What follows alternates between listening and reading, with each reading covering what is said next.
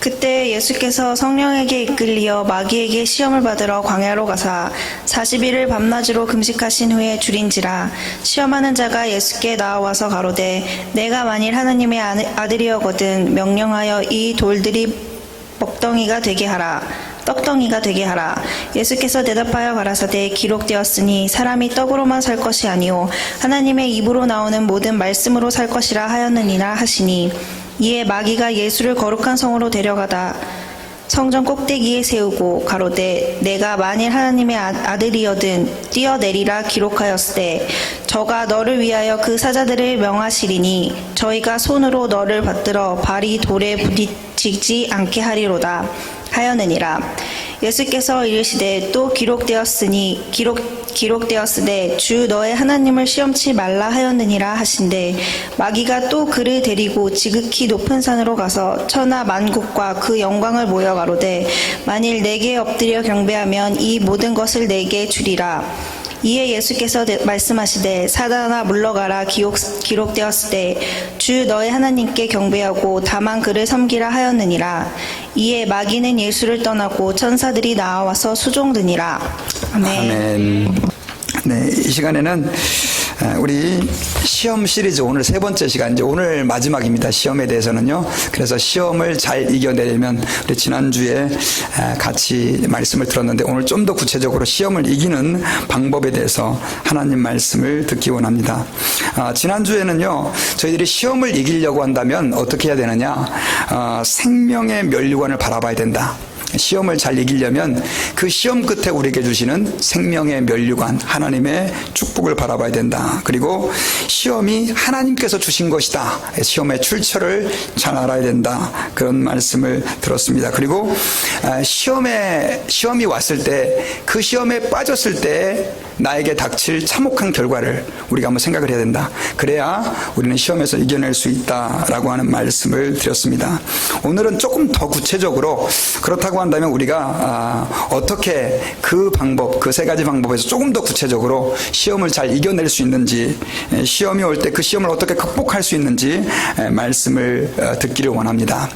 그런데요, 여러분, 시험을 대할 때 저희들이 지난주에도 제가 잠깐 언급했지만 꼭 기억해야 될 것이 있습니다. 그것은 시험이라고 하는 것은 우리에게 참 힘들고 어렵지만 궁극적으로 하나님께서는 그 시험을 우리에게 복을 주시기 위해서 주신다는 거예요.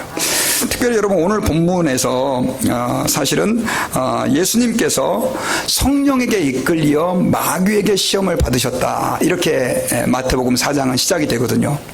여러분, 시험이 제가 지난주에는 계속해서 사실은 하나님께로부터 오는 거다, 하나님께서 우리에게 허락하신 것이다 라고 그런 말씀을 드렸습니다. 그렇다고 한다면 여러분, 하나님께서 우리에게 시험을 왜 허락하시느냐, 너 고통 좀 받아봐라, 아픔 좀 겪어봐라, 그런 의미에서 우리에게 시험을 주시는 게 아니고요. 하나님께서는 한번 따라해 봅시다. 복을 주시기 위해 시험을 주시는 거다. 시험은 뭘 주시기 위해서요? 복을 주시기 위해서 하나님께서는 우리에게 시험을 허락하시는 것이다 라고 하는 믿음을 가지고 있어야 됩니다. 지난주에 여러분 한국에서 선거가 있었습니다. 아주 의외의 결과가 있었죠. 여당이 크게 승리할 것이라고 예측을 했었는데 오히려 반대로 야당이 큰 승리를 거둬서 10몇 년 만에 야당이 오히려 더 많은 의석수를 확보하게 됐습니다. 근데 여러분, 선거하시는 분들 보면은요, 그 선거운동할 때 얼마나 힘듭니까? 어떤 분들은 악수를 하도 많이 해가지고요, 손이 부르텄대요. 그 정도래요. 혹시 여러분 악수에서 손이 부르터 보신 분 계세요? 그 정도면 얼마나 그분들이 많이 고생하고 힘들여서 선거운동을 하는지 우리는 상상해 볼 수가 있습니다. 그런데 여러분, 그렇게 고생해서 선거운동을 하는 이유가 뭡니까? 그 선거운동을 고생해서 했을 때, 그 고생을 지나갔을 때 당선이라고 하는 그런 축복이죠, 일종의. 그게 자기에게 주어질 것이라고 하는 기대감이 있기 때문에 그러한 고생을 하는 것입니다. 여러분, 우리가 시험 당할 때요, 참 힘들고 어렵죠. 아이고, 이거 나 죽을 것 같고 차라리 그냥 다 포기하고 도망가 버리고 싶을 때도 있습니다. 그러나 여러분, 시험을 받을 때마다 이제 이렇게 고백했으면 좋겠습니다. 이 시험이 끝나면 내게 복이 온다. 이 시험이 지나가면 내게 축복이 온다. 왜냐하면 이 시험은 하나님께서 내게 축복을 주시기 위해서 허락하신 시험이다 라고 믿어야 되는 것입니다. 그래서 여러분, 이게 사실 믿는 사람들에게도 해당되지만 안 믿는 사람들도 그런가 봐요. 그래서 우리 속담에 그런 말이 있죠. 비 온 뒤에 땅이 굳는다, 그런 말이죠. 비 온 뒤에 땅이 굳는다, 이런 말 있지 않습니까? 세상 사람들도 그렇게 믿는데 하나님을 믿는 우리 주의 백성들은 당연히 시험이 올 때 하나님께서 우리에게 축복을 주신다라고 하는 사실을 믿어 의심하지 않아야 될 줄 믿습니다. 여러분, 예수님께서는요, 특별히 우리에게 성경 말씀을 통해서 이런 말씀을 주셨습니다. 로마서 8장 29절, 제가 굉장히 좋아하는 말씀인데요. 하나님을 사랑하는 자, 곧 그 뜻대로 부르심을 입은 자들에게는 모든 것이 합력하여 선을 이루느니라. 하나님을 사랑하는 사람, 곧 그 뜻대로 부르심을 입은 사람들에게는 모든 것이 다 합쳐져서 결국 뭐가 된다고요? 선이 된다는 거예요. 그래서 여러분, 우리는 시험을 당할 때 원망하거나 불평하지 말고 오히려 하나님 아버지 앞에서 감사하면서 우리가 살아야 됩니다. 여러분, 오늘 본문은 예수님께서 시험 받으시는 내용이에요. 그런데 예수님께서 왜 시험을 받으셨겠어요? 그 이유는 한 가지입니다. 하나님께서 예수 그리스도께 더 큰 은혜와 더 큰 복을 쏟아부어 주시기 위해서, 더 좋은 것들을 예수님께 허락하시기 위해서 하나님께서는 예수 그리스도께 시험을 허락해 주셨던 것입니다. 그래서 여러분, 우리는 기억해야 합니다. 내가 비록 시험의 그 고통의 터널을 지나간다 할지라도 하나님은 그 가운데 함께 계십니다. 믿습니까? 예수님께서 시험 받으실 때 그 길을 누가 인도하셨던 것처럼, 하나님께서 인도하셨던 것처럼, 동일하게 우리가 시험 받을 때에도 하나님께서는 우리의 길을 인도해 주신다는 거죠. 그래서 다윗은 그걸 깨달았어요. 그래서 이렇게 고백을 했어요. 내가 사망의 음침한 골짜기로 다닐지라도 해를 두려워하지 않을 것은 주께서 나와 함께 하심이라. 아멘. 내가 사망의 음침한 골짜기를 지나가는 거예요. 이건 뭐죠? 엄청난 시험이죠. 엄청난 환난이죠. 고통이죠. 그런데 그 가운데에서도 내가 두려워하지 않는 것은 하나님이 나와 함께 하시기 때문이다. 여러분, 이스라엘 백성들이요, 이제 애굽에서 너무 그 바로 왕에게 고통을 많이 당했지 않습니까? 그 사람들은 강제 노역에 시달려야 됐고, 여러분 피라미드 같은 걸 한번 보세요. 얼마나 노예들이 많이 고통을 겪었는지를 우리는 지금 그 남아있는 피라미드를 보면서 어느 정도 추측을 해볼 수가 있습니다. 근데 그 피라미드에 동원된 노예들의 상당수가 이 이스라엘 백성들이었어요. 그래서 그 고통 때문에 너무 힘들어하고, 또 나중에는 인구가 너무 늘어나니까 남자아이를 낳으면 죽이는 그런 정책을 바로 왕이 펼쳤지 않습니까? 그래서 그 사람들이 그 고통 때문에 하나님 살려주세요 부르짖었는데, 그때 하나님께서 모세를 사용해가지고 이스라엘 백성들을 그 애굽에서 10가지 기적을 통해 건져주셨어요. 할렐루야. 아멘. 그러면 이제 탄탄대로 축복이 펼쳐져야 되잖아요. 그런데 하나님께서는 그들을 어떤 길로 인도하셨어요? 광야의 길로 인도하셨던 거예요. 광야의 길로. 여러분, 왜 광야의 길로 인도하였을까요? 이스라엘 백성들은요, 그 광야의 길에서 너무 힘들었어요. 그래가지고 끊임없이 하나님을 원망하고, 하나님 차라리 애굽에 살았으면 더 좋을 뻔했습니다, 그런 얘기까지 했단 말이에요. 얼마나 그들의 고통이 심했는지를 그 광야의 여정에서 우리는 상상해 볼 수가 있습니다. 그런데 하나님께서는 그 광야의 길을 너네 한번 고통당해봐라, 그런 의미로 허락하신 것이 아니라 축복으로, 더 큰 축복을 하나님이 주시기 위해서 그 광야를 지나가게 하셨다는 거예요. 그러면 그 축복이 뭐였느냐? 신명기서 8장 16절에 보니까요, 너를 시험하사 너를 낮추시며 마침내 내게 복을 주려 하심이었느니라. 이스라엘 백성들은요, 400년 동안 살면서 하나님 아버지를 그렇게 섬길 수 있는 그런 믿음을 갖지 못했던 것 같아요. 그러다 보니까 하나님께서는 그 광야의 그 시험을 통해서 이제는 축복의 그릇을 만든 거예요. 그릇을. 여러분, 시험 당할 때요, 여러분들은 그릇이 만들어지는 거예요. 그래서 그 그릇이 만들어질 때 거기에 뭐가 담길 수 있습니까? 하나님의 복과 은혜가 담길 수 있는 거예요. 그러니까 우리가 시험을 당할 때 하나님 아버지 앞에서 꼭 기억해야 할 것은, 하나님께서는 이 시험을 통해서 나에게 이제는 축복을 부어주시는구나 라고 하는 그 근본적인 믿음을 꼭 가져야 합니다. 여러분 아이에게 자전거를 가르쳐 줄 때 이제 아버지가 그 아이를 뒤에서 이렇게 붙잡죠. 붙잡아 가지고 이렇게 막 이렇게 붙들어 줍니다. 그러면 이제 아이는 아빠가 이제 뒤에서 잡고 있으니까 자전거를 이렇게 막 그렇게 뒤뚱뒤뚱 하면서 이제 페달을 굴면서 갑니다. 그러면서 이제 조금 속도가 붙죠. 그때 아이가 이제 이렇게 얘기합니다. 아빠! 절대 놓지 마! 절대 놓지 마! 절대 놓지 마! 이렇게 얘기하잖아요. 근데 아빠가 그 아이의 손을 놓지 않으면 아이는 자전거를 배울 수 있습니까? 없습니까? 없습니다. 아빠가 그 자전거를 놓으면 아이는 얼마나 불안해집니까? 그것이 그 아이에게는 시험이죠. 시험이에요. 큰 시험이에요. 나 이러다 죽으면 어떡해? 넘어져서 뭐 머리 깨지는 거 아니야? 그런 두려움이 들죠. 그러나 여러분, 그 아빠가 아이의 자전거를 붙들고 있다가 어느 순간 놓습니다. 어떤 때는 넘어질 때도 있죠. 그러나 그 놓음을 통해서 그 아이는 이제 두 발로 자전거를 탈 수 있게 되는 축복의 단계에 이르게 되는 것이죠. 하나님께서 우리에게 허락하시는 시험도 마찬가지입니다. 때로는 하나님께서 우리를 그렇게 자전거에서 놓는 것 같은. 그런데 여러분, 아버지가 그냥 놓고 야 잘 가라 합니까? 어떻게 하죠? 아버지들은 막 뛰어가잖아요. 또 뒤에서 혹시나 넘어질까 봐. 넘어지면 딱 붙잡아 주려고. 그래서 여러분, 우리가 3주 동안 계속해서 시험에 대한 말씀을 들었는데 꼭 저희의 마음에 새겨야 될 한 가지가 있다고 한다면 그것은 뭐냐면 시험은 하나님께서 우리에게 복 주시기 위해서 허락하시는 것이다라고 하는 믿음을 가져야 됩니다. 자, 그렇다고 한다면 좀 더 구체적으로 우리가 오늘 본문의 예수님의 그 시험 받으심을 통해서 어떻게 하면 우리가 시험을 극복할 수 있는, 시험을 이겨낼 수 있는 그러한 능력을 깨닫게 배울 수 있게 될까요? 먼저 첫 번째로는요, 시험에 이기려면 육신의 문제를 말씀보다는 앞서서는 안 됩니다. 쉽게 말하면 육신적인 것보다 말씀을, 하나님의 말씀을 우선할 때 우리는 시험을 이겨낼 수가 있게 됩니다. 여러분, 오늘 말씀은 여러분들이 잘 알고 있는 말씀입니다. 예수님께서 마귀에게 이제 시험을 받으시는 내용인데, 예수님께서 40일 동안 광야에서 금식하셨습니다. 음식을 잡수시지 않았죠. 그래서 여러분 40일 동안 광야에 계실 때 제 생각에는 배도 고프셨지만 몸도 너무 피곤했을 것입니다. 왜냐하면 잠자리도 불편하고 뭐 편하게 주무실 수나 있었겠어요. 그러다 보니까 예수님의 이 육신은 완전히 망가져 있었겠죠. 그리고 육신이 망가져 있다 보니까 몸도 힘들고 마음도 힘든 그런 상태에 있었을 것입니다. 그런데 마귀가 예수님에게 찾아왔습니다. 찾아와가지고요, 3절에 같이 한번 읽어볼까요? 시작. 시험하는 자가 예수께 나와서 이르되 내가 만일 하나님의 아들이여든 명하여 이 돌들로 떡덩이가 되게 하라. 마귀가 와서 예수님에게 준 첫 번째 시험이 뭐였냐면요, 돌로 떡이 되게 만들어라 라고 하는 것이었습니다. 여러분, 그런데 한번 생각해 보세요. 그게 왜 시험이에요?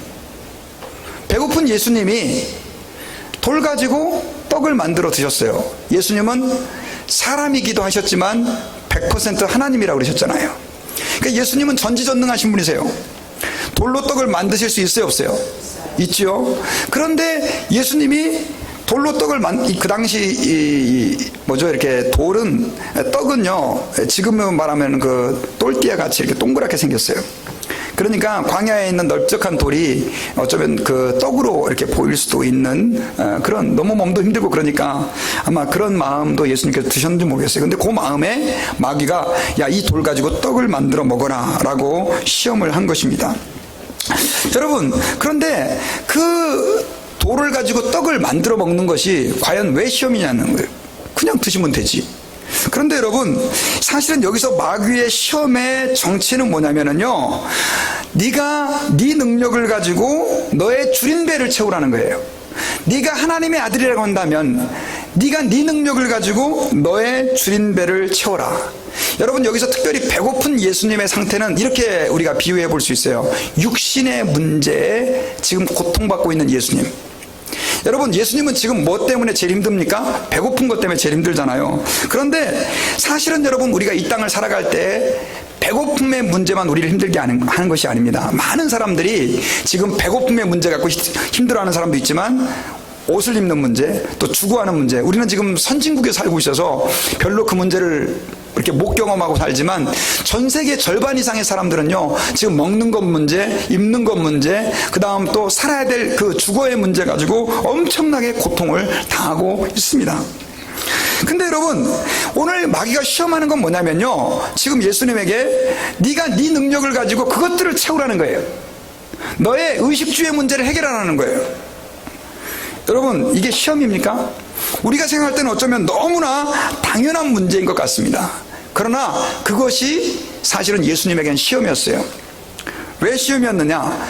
여러분, 예수 그리스도는 하나님의 아들이세요. 그리고 그 능력을 가지고 예수님은 자기의 배를 채우는 수단으로 사용해서는 안 되고 오히려 그걸 통해서 하나님의 일을 해야 되는 것이죠. 여러분, 이것은 이와 똑같습니다. 만약에 제가 지금 목사입니다. 근데 마귀가 저에게 와가지고요, 제가 예를 들면은 뭐 지금은 별로 그렇게 유명한 목사가 아니지만 굉장히 유명한 목사가 됐다고 했을 때 마귀가 제게 이렇게 와서 이렇게 속삭일 수 있죠. 너 유명한 목사잖아. 너 그 직함을 이용해가지고 너의 부를 축적하고 너의 명예를 누리고 편안하게 살아. 그렇게 말할 수 있을까요, 없을까요? 그게 시험이에요, 시험이 아니에요? 시험이죠.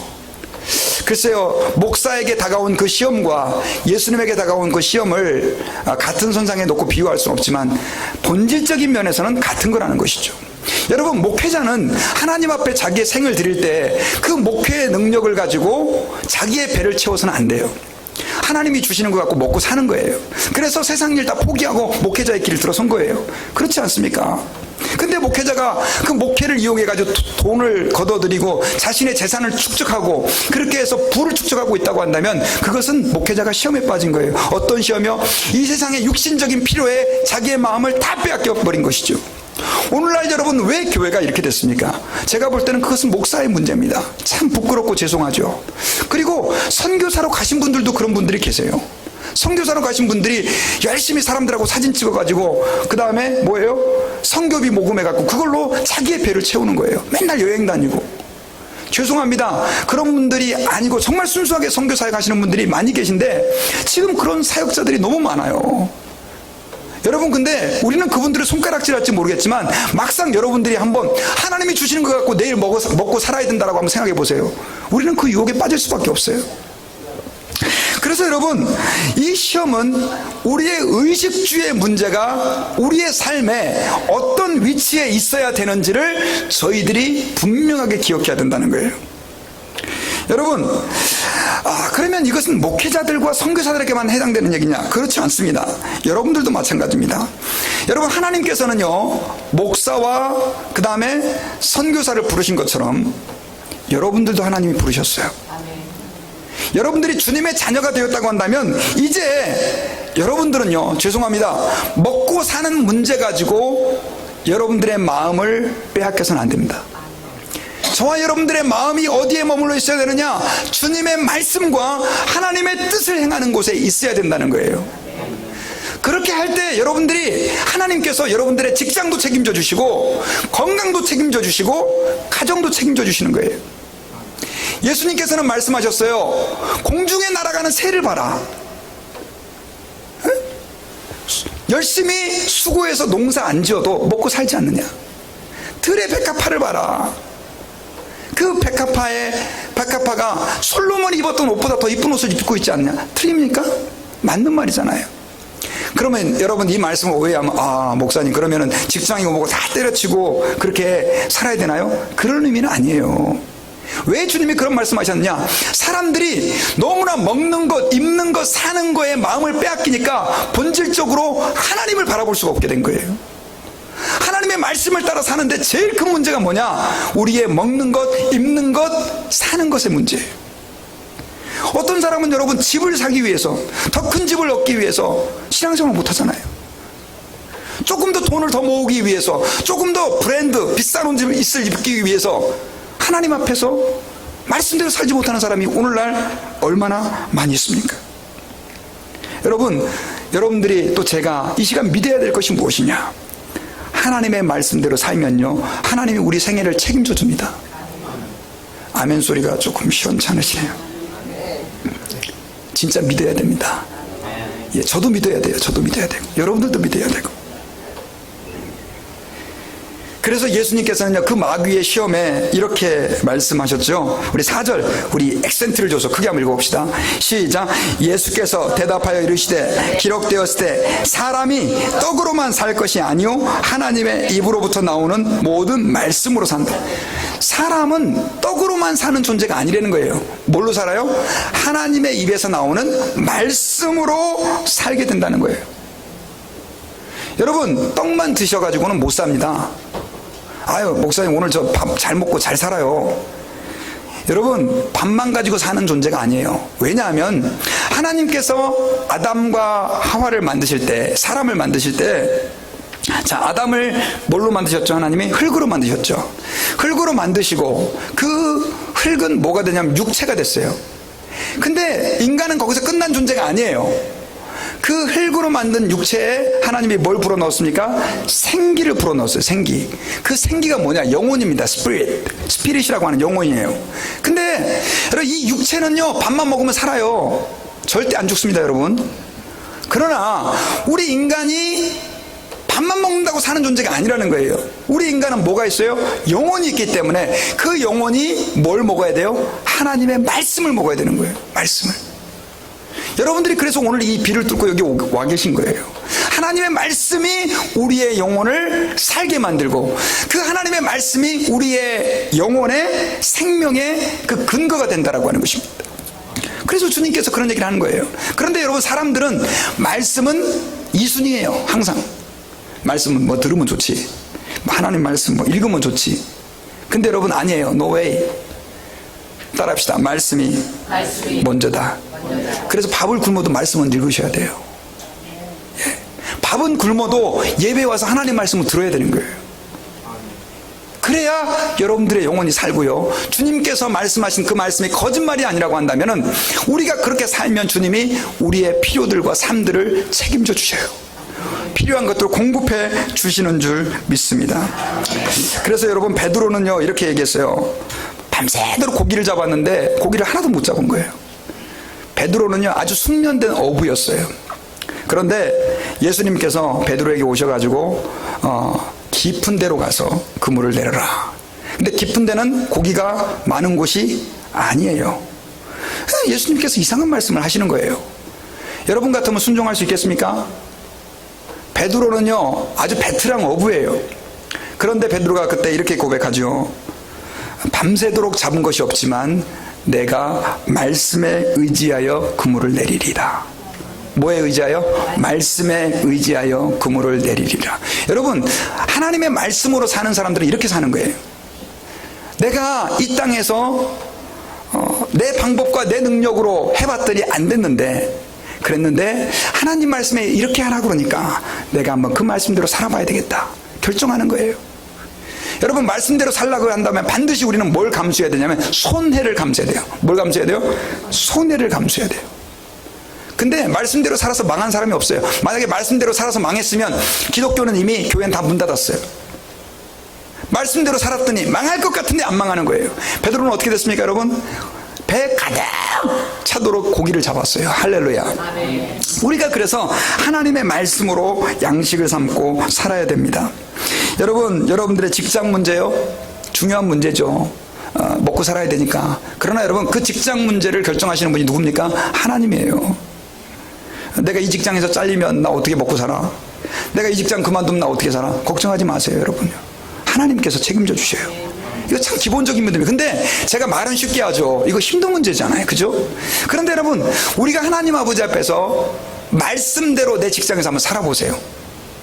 하나님께서 여러분들을 축복하실 것입니다. 저는 그것을 믿습니다.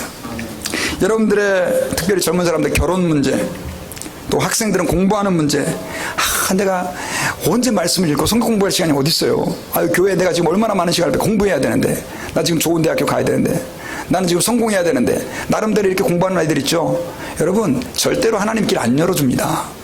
그리고요, 하나님이 없는 상태에서 승리한 사람들은 그게 승리가 아니에요. 왜냐하면 사람은 떡으로만 사는 존재가 아니거든요.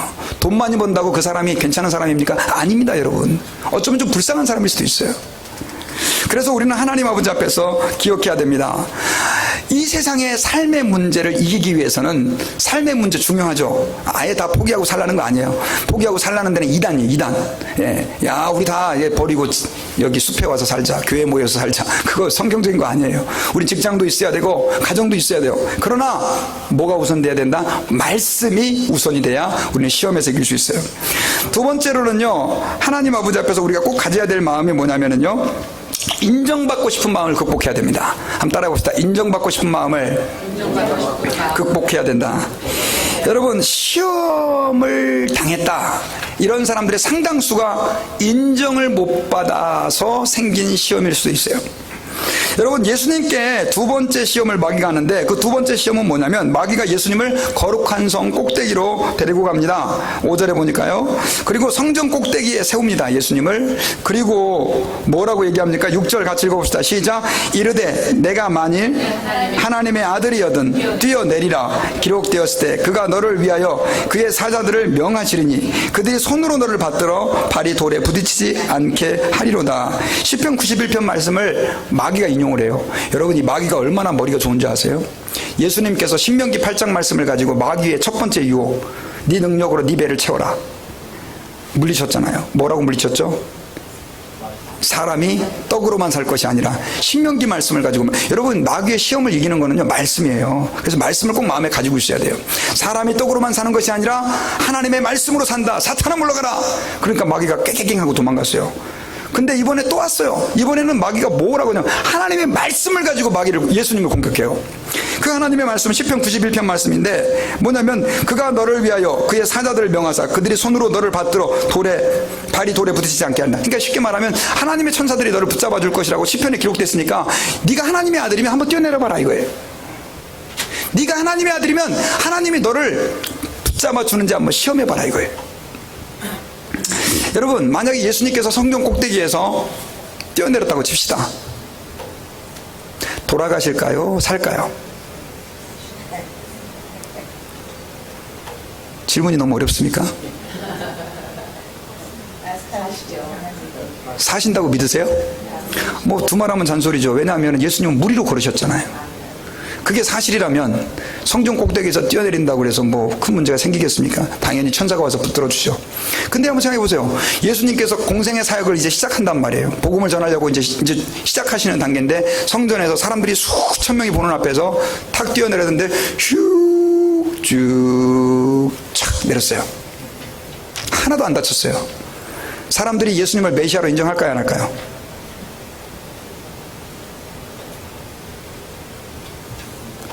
할까요, 안 할까요? 하겠죠. 예수님은 많은 반대에 부딪혔어요. 복음을 전하실 때 여러분 몇 번씩만 야 니네 자꾸 나 비판하는데 야 다 일로 와봐. 성전에 다 모아놓고 꼭대기에 딱 올라가더니 잘 봐. 툭 뛰어들었는데 슉 착 하나도 안 다쳤어요. 딱 나 믿어. 아멘 아멘. 다 믿지 않겠어요, 여러분요? 근데 왜 예수님께서 이 마귀의 두 번째 시험을 시험이라고 말씀하시면서 뭐라고 말씀하셨어요? 7절에 같이 한번 읽어봅시다. 자, 시작. 예수께서 이르시되 또 기록되었을 때 주 너의 하나님을 시험치 말라 하셨느니라. 자, 이렇게 말씀하고 있어요. 하나님을 시험하지 말아라. 나쁜 마귀야 떠나가라. 이렇게 예수님께서 명령하셨죠. 여러분, 이 두 번째 시험은요, 참 여러 가지가 있지만 그 중에 좀 기억해야 될 것은 뭐냐면 명예에 대한 시험입니다. 자, 예수님이 자기의 능력을 가지고 자기의 명예를 높이는 일에 사용하라는 거예요. 첫 번째는 육신적인 문제였다면 지금은 심리적인 문제예요. 심리적인 문제. 자, 예수님께서 그렇게 되면 예수님은 그거 뛰어내리는 거 한 번으로 수많은 사람들이 예수님을 어떻게 하게 됩니까? 우러러 보게 되어 있죠. 수많은 사람들이 예수님을 와 저분은 대단해 메시아일 거야. 근데 여러분, 만약에 정말 그 방법으로 예수님이 사람들을 믿게 했다고 한다면 그 사람들의 믿음은 참 믿음이 아니에요. 왜냐하면 표적과 기적을 보고 믿는 믿음은요 참된 믿음이 아니에요. 그래서 바리새인들과 서기관들이 자꾸만 예수님에게 기적을 보여달라, 표적을 보여달라. 그러니까 예수님이 뭐라 그랬어요? 악하고 강팍한 너네들한테는 보여줄 표적이 요나의 표적밖에 없다. 내가 십자가에 죽었다가 다시 살아날 것이다. 그런 말씀을 하신 것이죠. 여러분, 이것은 바로 예수님의 그 명예에 대한 시험이었습니다. 그래서 여러분, 오늘날 우리 그리스도인들이 이 예수님의 시험당하심을 보고 기억해야 될 것은, 오늘날 마귀는 끊임없이 예수님에게 네 명예를 한번 높여봐, 그렇게 시험했던 것처럼 여러분들의 명예를 가지고 시험한다는 사실을 기억해야 됩니다. 제 같은 경우는 이런 마음이 들 수 있죠. 내가 그래도 목사인데요, 교인들이 나를 이렇게 푸대접을 해? 그런 마음이 들 때가 있겠죠. 사람이니까. 장로님 같은 경우, 내가 장로인데 그래도 어떻게 사람들이 나를 이렇게 홀대하지? 또 뭐 이제 교회 오신 지 얼마 안 된 분들이, 이 교회는 왜 이렇게 사람을 푸대접해? 그런 마음이 들 수도 있죠. 우리는 여러분 끊임없이 교회에서 그 시험을 당합니다. 근데 여러분 기억해야 될 것이 있어요. 이것은 마귀의 시험입니다. 그리고 이 시험 때문에 얼마나 많은 교회가 깨지고 성도들이 신앙생활을 방황하는지 몰라요. 여러분, 사람들이 여러분을 잘 대해줘도요, 이런 거 있어요. 10번 잘해주다가 한 번 안 하면 여러분들은 시험 들게 돼 있어요. 여러분, 사람들에게 존중받기를, 죄송합니다, 기대하지 마십시오. 왜냐하면요, 사람은 여러분들을 존중해 줄 수도 있지만 여러분들을 비난할 수 있는 게 사람이에요. 그래서 여러분, 오늘날의 많은 교회들에서 가장 중요한 이슈가 뭐냐면요, 내가 인정받느냐 인정받지 못하느냐 하는 문제예요. 그래서 교인들이 시험 들 때 대부분 이거예요. 섭섭하다, 이거 섭섭하다. 왜 섭섭합니까 여러분? 내가 푸대접 당하니까 섭섭한 거예요. 근데 이 사람은 별로 그렇게 푸대접받다고 생각하지 않는데 본인이 또 스스로 그렇게 섭섭한 마음을 가지게 되는 거죠. 여러분, 이런 섭섭함의 정체 뒤에는 누가 있느냐? 누가 있어요? 마귀 사탄이 있는 거예요. 그럼 여러분, 왜 그런 섭섭한 마음이 마귀 사탄이냐? 여러분, 우리 인간들은, 죄송합니다, 여러분들이 어떤 존재입니까? 그렇게 대접받으셔야 되는 존재인가요? 솔직히 죄인 아닙니까? 죄송한데요, 예수 안 믿으셨으면 다 지옥에 던져주셔가지고 뜨거 하셨을 분들 아니세요? 제가 너무 여러분들을 비하했습니까? 저도 마찬가지예요. 저는 예수님의 은혜 아니었으면 전 지옥에 제일 뜨거운 데 가가지고 뜨거 이러고 있을 거예요. 아주 이를 갈면서. 근데 죄송한데 여러분들도 보면 다 비슷한 사람들이에요. 우리가 그런 사람들 아니에요. 그런데 하나님이 우리를 사랑해가지고 독생자 예수님을 십자가에서 죽게 하시고, 그래가지고 구원받아서 여러분들이 뭐 잘해가지고 구원받았습니까? 구원은 하나님의 뭘로 받은 거예요? 은혜로 받은 거 아니에요? 아멘? 그냥 믿어갖고 구원받은 거 아니에요? 그런데 하나님의 자녀라고 불렀는데, 이 교회에서 이게 이렇게 대접이 좀 시원찮네. 저 인간은 왜 나한테 이렇게까지밖에 안 돼야지? 그런 말을 한다는 것 자체가 웃긴 거 아닙니까? 예를 들면 한번 생각해 보세요. 홈리스가 먹을 게 없어가지고 막 이렇게 구걸을 하다가 저희 교회 왔어요. 그래서 오셨다고 환영하고 밥을 교회에서 딱 이렇게 정성껏 준비해서 딱 줬는데, 홈리스가요, 예를 들면, 이 교회는 반찬이 왜 그래? 이거 진짜, 이 정도밖에 음식을 못해요? 그럼 여러분 어떻게 하시겠어요? 네, 알겠습니다. 딴 데 가보세요, 그럼요. 속으로는 저놈 자식, 저거 진짜, 염치도 없네? 우리는 하나님 앞에 죄인이었잖아요. 우리 그렇게 고백하잖아요. 나는 멸망의 자녀였다라고 그렇게 고백하잖아요. 그런데 하나님의 값없는 은혜가 내게 임해가지고 내가 구원받았다라고 그렇게 말하잖아요. 근데 무슨 대접이에요? 그리고 죄송한데요, 이렇게 얘기해서 기분 나쁘시지 마세요. 우리는 사람에게 대접받을 필요가 없어요. 왜냐하면 이미 하나님으로부터 엄청난 대접을 받고 있어요. 여러분들을, 멸망의 자녀들을 주님이 뭐라고 불러요? 아들이라고 부르잖아요. 아들. 내 아들아. 내 아들아, 그 말은 누구에게 부르는 말이에요? 예수님에게 부르는 말이에요. 근데 그 내 아들아라고 하는 말을 여러분들에게 사용한다니까요. 여자분들 죄송합니다. 내 딸아. 내 딸아. 그렇게 하잖아요. 그리고 하나님이 우리를 눈동자처럼 지켜주시고 머리카락을 헤아리신 것처럼 헤아려 준다 그러는데 뭐가 부족해요? 왜 우리가 섭섭하냐면요, 하나님이 우리를 이렇게 돌보고 계시고 은혜를 베풀어 주신다는 걸 잊어먹을 때. 그러니까 여러분, 혹시나 여러분들 마음속에 섭섭한 마음이 드시는 분들 계시죠? 그런 분들은 하나님의 은혜가 지금 마른 거예요. 여러분들 안에 뭘 받아야 돼? 은혜를 받아야 돼. 은혜를. 사람의 문제가 있는 게 아니에요. 하나님이 나를 사랑하신다는 사실을 잊어버린 거예요. 그 다음 마지막 세 번째로요, 우리가 시험을 이기려고 한다면요, 영적인 시험을 이겨야 돼요. 영적인 시험. 자, 첫 번째는 육적인 시험이었고, 두 번째는 심령의, 그러니까 마음의 시험이었고, 마지막 세 번째는 영적인 시험인데요. 이 마귀가 이제 두 번째 시험에도 주 너의 하나님을 시험치 말라라고 예수님께서 쫓아내니까, 마지막 세 번째로 이제는 마귀가 높은 산으로 데려갑니다. 예수님을 높은 산으로 데려가가지고 천하 만국과 그 영광을 다 보여줘요. 그러니까 엄청난 왕국을 보여주고 부와 귀를 예수님에게 보여주죠. 그리고 나서, 자, 우리 9절 같이 한번 읽어봅시다. 시작. 이르되 만일 내게 엎드려 경배하면 이 모든 것을 내게 주리라. 나한테 절하면 이 모든 것들을 다 내게 주리라. 이게 예수님에게 시험이 됩니까, 안 됩니까? 시험이 안 되면 왜 성경책에 기록되어 있겠어요? 왜 그걸 시험이라고 그래요? 시험이 되죠. 왜냐하면 예수님은 하나님의 아들이시기도 하셨지만 100% 인간이에요. 예수님도 그 천하 만국 영광에 왜 안 끌리시겠어요? 끌리셨죠. 그리고 마귀가 그걸 보여주면서 이거 다 주겠다. 왜냐하면 마귀가 지금 사실 공중의 권세를 잡은 자거든요. 물론 그도 하나님의 손 안에 있지만. 그러다 보니까 그런 유혹을 던지는데, 근데 그 유혹을 마귀가 하는데 사실은 천하 만국을 주겠다가 유혹이 아닙니다. 뭐가 유혹입니까? 나에게 엎드려 절해라 이거예요. 마귀를 경배해라 이거예요. 여러분, 지금도 여러분, 마귀는요, 여러분들에게 나를 경배하라라고 여러분들을 시험합니다. 에이, 목사님, 제가 무슨 뭐 가가지고 다른 뭐 법당이나 이런 데 가서 절하는 것도 아니고 다른 신한테 가서 절하는 것도 아닌데 그게 무슨 제가 이렇게 그런 시험입니까? 저하고 옵니까? 여러분, 아닙니다. 왜냐면요, 지금은요, 돈이 신이 됐습니다. 뭐가 신이 됐다고요? 돈이 신이 됐어요. 왜냐하면 이런 사람 있잖아요, 여러분. 돈 때문에 하나님을 버려요. 그럼 그 사람은 뭐가 신이에요? 돈이 신이에요? 하나님이 신이에요? 돈이 신인 거예요. 돈 때문에 하나님을 버려요. 어떤 사람은 교회 좀 오시라 그랬더니 헌금 때문에 못 가겠대요. 그래서 헌금 하지 마시고 오시라고. 돈 없는데 뭐 헌금하냐고.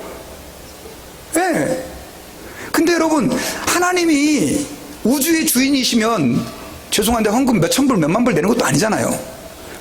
그럼 뭐 해봐야 몇십 불인데 그렇게 하면 하나님께서 채워주신다라고 하는 그 기본적인 믿음을 가져야 되는데 우리가 그렇지 못해요. 근데 여러분, 성도들만 그런 게 아니에요. 그 미국 남부 어느 시골 교회에서 나이 드신 할머니 한 분이 목사님을 찾아와서 이분이 개를 키웠어요. 근데 개가 이름이 멜인데 목사님한테, 목사님, 저희 개가, 사랑하는 개가 세상을 떠났습니다. 목사님, 장례식을 좀 해줄 수 있겠습니까? 이렇게 물은 거예요. 여러분, 저에게는 그렇게 찾아오지 마십시오. 그러니까 목사님이 너무 황당해가지고, 죄송합니다. 사실은 제가 개를 위한 장례식을 지내지 않습니다. 그렇게 정중하게 거절해서 보내드렸어요. 그랬더니 그 할머니가 이런 얘기를 하는 거예요. 그러면 할 수 없죠. 사실은 제가 메리보다도 제가 먼저 죽을 줄 알고 메리가 혼자 남으면 어떡해나 걱정이 돼가지고 그 메리 개를 위해서 보험을 들어놨다는 거예요. 보험을. 근데 그게 그 당시 돈으로 3만 불, 작은 돈이 아니죠. 그래가지고 그 장례를 집례해주는 목사님에게, 그 집례해주는 분에게 그 개 보험금을 주려고 했다는 얘기를 이제 하는 거예요. 그 개를 위해 한 보험을 장례를 집례해주는 분한테 드리려고 사실은 제가 마음 먹고 있었습니다. 그랬더니 목사님이, 잠깐만요. 그러더니, 걔가 그 기독교, 종교가 기독교였어요? 그러면서, 그러면 제가 할게요. 이랬대잖아요. 여러분, 죄송합니다. 목사로서는 부끄럽지만요, 복음을 위해 산다고 하면 목사도 그렇게 돈 앞에서 비참해지고요, 또 소신이 없어지는 사람 많습니다, 요즘에. 그러니 성도들은 오죽하겠냐고요. 돈 몇 푼 때문에 자기 신앙 다 팔아먹고. 이건 뭘 얘기하는 거냐? 결국 돈이 신이 되는 거예요. 여러분, 우리는 지금 돈을 신처럼 경배하고 살아요. 주님께서 우리에게 11조를 명했잖아요. 하나님이 여러분 돈이 없어서 여러분들에게 헌금하라는 거 아니에요. 만물의 주인이 돈이 아니라 하나님이신 것을 고백하는 게 헌금이에요. 진짜예요. 여러분 만약에 우리 교회 너무 가난하고 돈도 없어. 근데 여러분 하나님이 맘만 먹으면요. 그 미국에 부자들 많잖아요. 10의 1조가 아니라 10의 0.1조만 우리 교회에 보내도 몇백만 불 하나님 보내줄 수 있는 분이에요. 그렇지 않습니까 여러분? 그러니까는 죄송한데요. 우리가 뭔가를 돈을 해가지고 하나님의 일을 이룬다 그런 개념은 아니에요. 중요한 것은 돈이 내 삶의 지배자가 되면 안 되는 거예요. 돈은 내 삶에 항상 뭐요? 두 번째, 세 번째, 네 번째 이게 돼야 되는 거예요. 여러분 지금 오늘 우리가 살고 있는 세상은 돈이 넘버 원이 됐어요. 지금 사람들은요 나는 안 그렇습니다라고 말하지만 지금은 돈에게 예배를 하고 있습니다. 돈에게 경배를 하고 있고 돈에게 절을 하고 있어요. 돈 때문에 부모 자식이 서로 원수가 돼요. 돈 때문에 형제지간이 원수가 되고요. 여러분 그러지 마십시오. 우리 그리스도인들은 어떻게 되느냐? 포기하세요. 그냥 싸우느니 손해보는 게 나아요. 한번 따라해 봅시다. 손해보는 게 낫다. 여러분 믿습니까? 손해를 보시라고요. 우리 그리스도인들이 해야 돼요. 근데 어떤 때는 예수 믿는 사람이 욕심이 더 많아. 그래가지고 막 길을 쓰고 더 가지려고 그러고 안 믿는 사람하고 막 둘이 소송해가지고 막 싸우려고 하고. 손해보세요. 그냥 차라리 그게 나아요. 하나님이 채워주세요. 여러분들 절대로 손해보게 그냥 안 놔둬요. 여러분들 때 축복을 못 받으면 자녀들이 받아요. 저는 그걸 믿습니다. 저는 이제 말씀의 결론을 맺겠습니다. 여러분 예수님은요 3가지의 시험을 받았습니다. 첫째는 육신적인 시험이었어요. 네가 네 능력을 활용해서 네 배를 채우라. 두 번째 시험은요 마음의 시험이었어요. 너 사람들한테 존중받아라, 인정받아라. 마지막 세 번째로는 나에게 절해라. 내가 너에게 엄청난 부와 권력을 더게 주겠다. 근데 예수님께서는 단호히 거절하셨어요. 사탄아 내 뒤로 물러가라. 사탄아 내 뒤로 물러가라. 여러분 하나님 아버지 앞에서 그래서 저희들은요 이 땅에 살면서 예수님에게 시험했던 그 마귀가 감히 누구를 시험했습니까? 예수님을 시험했다고 한다면 여러분들은 또 저는요 죄송합니다 밥입니다. 밥. 정신 안 차리면요 정신을 차리면 이길 수 있지만 정신을 안 차리면 이 3가지 시험으로 다 넘어지는 거예요. 왜 사람들이 교회에서 시험에 들어요? 이유는 이 3가지 아니에요. 3가지. 여러분 하나님 앞에서 그래서 오늘 말씀을 잘 기억하시고 시험이 올 때 승리하시는 저와 여러분들이 되기를 주의 이름으로 축원합니다. 그리고 특별히 여러분 근데 이게 마음으로만 우리가 아멘 한다고 되는 게 아니에요. 우리는 그걸 이기기 위해서 뭘 해야 되면 기도를 해야 돼요. 예수님께서 뭐라고 그랬어요? 시험에 들지 않도록 깨어 기도하라. 그걸 이길 힘은 어디서 오느냐? 기도에서 오는 거예요. 그래서 여러분 이번 부흥회가 여러분들이 또 제가 말씀 안에서 새로워지고 기도의 능력을 좀 회복하는 그런 기회가 될 수 있기를 주의 이름으로 축원합니다. 다 같이 기도하겠습니다.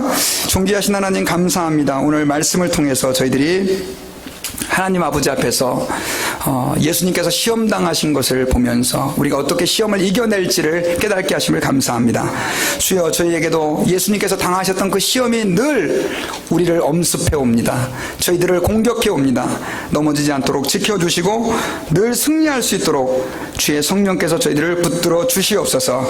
감사드리며 예수님의 이름으로 기도드리옵나이다. 아멘. 우리 모두 일어나셔서요 너 시험을 당해 우리 찬송가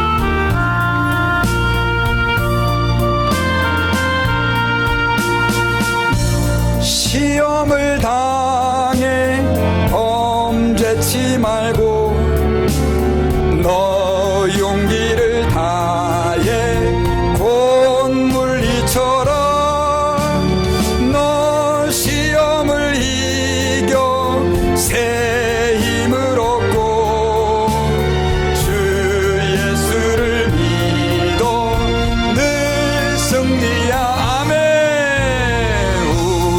구주의 힘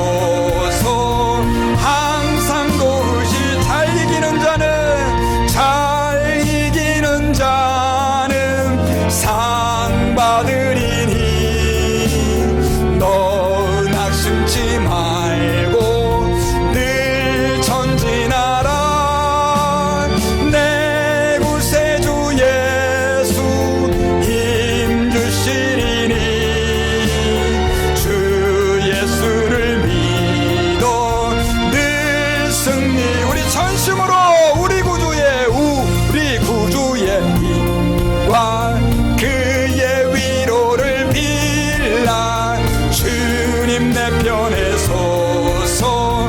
항상 도우시리 우리 구주의 힘과 그의 위로를 빌라. 주님 내 편에 서서 항상 도우시리. 이 시간에 우리 같이 한번 오늘 말씀 붙잡고요, 합심하여 한번 기도합시다. 기도하실 때 여러분들에게는 어떤 시험이 있습니까? 의식주의 문제 때문에 힘들어 하십니까? 아니면은 사람들에게 인정받지 못하는 것 때문에, 혹은 돈이 주는 그 즐거움과 기쁨 때문에 하나님의 말씀대로 살지 못하고 있지는 않습니까? 이 시간에 한번 우리의 삶들을 돌아보며 내가 혹시 마귀의 시험에 넘어져 있지는 않은지, 하나님, 내가 오늘 주의 말씀을 의지하여 다시 일어나기를 원합니다.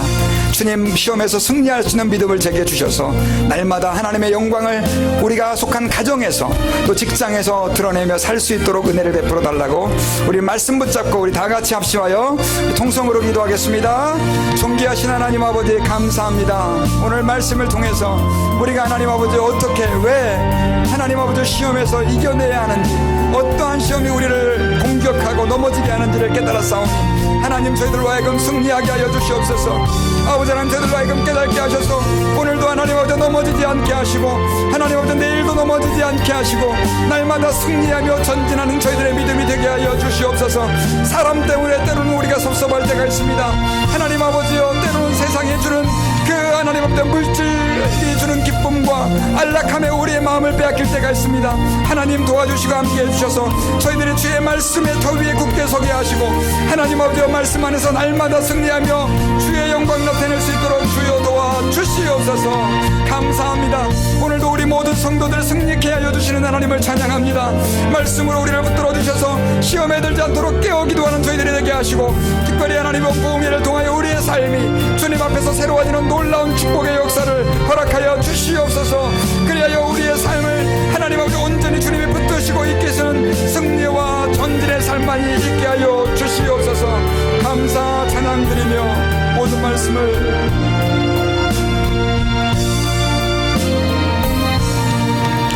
존귀하신 주님, 감사합니다. 저희들을 사랑해 주시고 우리를 위하여 하나님의 성령을 보내주셔서 강박한 우리로 예수 그리스도를 알게 하시고 믿게 하시고, 이제는 자녀라 부름을 받고 하나님을 섬기며 살게 해주신 것을 감사합니다. 저희들 시험에서 이제는 넘어지지 않게 하시고 날마다 승리하여 주의 큰 복을 우리의 삶 속에서 누리며 주의 영광 나타내며 살게 하여 주시옵소서. 특별히 이 시간에 하나님, 연약하여 시험 가운데 있는 성도들 긍휼히 여겨주시고 오늘 예배 이후에 극복할 수 있는 축복이 우리 모든 성도에게 임하게 하여 주시옵소서. 지금은 우리를 위하여 십자가에서 죽으시고 부활하신 예수 그리스도의 은혜와 하나님 아버지의 크신 사랑과 성령님의 감동 감화하심이 오늘 말씀을 듣고 시험에서 승리하기를 원하는 주의 백성들 위해 이제로부터 영원 무궁토록 함께 계실지어다. 아멘.